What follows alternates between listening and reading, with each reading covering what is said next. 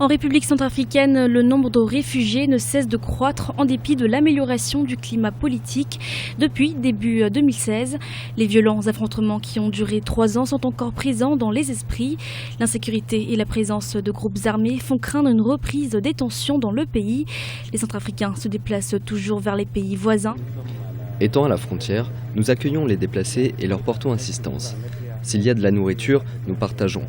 Avec l'arrivée du HCR, nous profitons pour les enregistrer. Certaines régions de la République centrafricaine se retrouvent dans une urgence sanitaire. Les mesures d'aide s'avèrent insuffisantes pour les populations déplacées.